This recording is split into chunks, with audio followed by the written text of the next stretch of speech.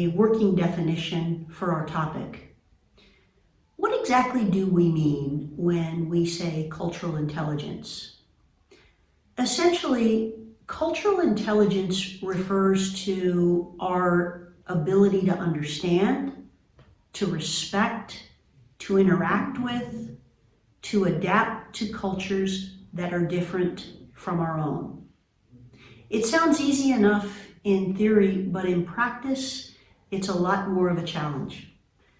Let's take a closer look at the practical side of all of this. And to do that, let me ask you all a few questions that I hope you will answer with as much candor as you can.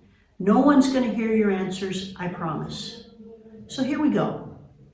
When you interact or do business with someone from another country, another part of the world, when you speak with someone whose first language is different from your own, what ideas, what conclusions do you form about the person you're interacting with?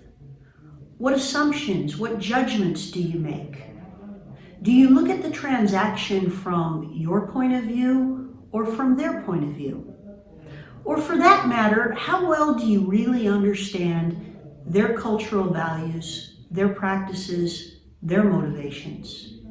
Do you mirror image your own values on your foreign counterpart? Do you expect them to evaluate risk and reward in the same way that you do?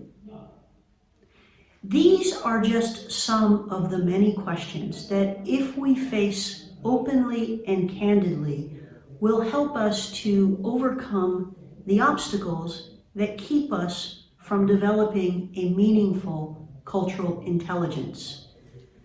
To acquire a true cultural intelligence, we need to be open and we need to be willing to step into the shoes of others so that we can understand the world that they see.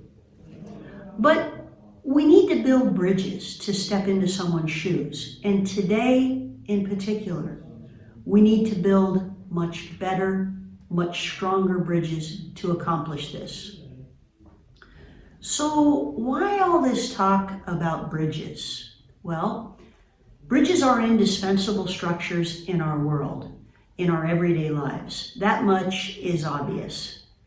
But whether we're talking about bridges literally or metaphorically, their function is the same.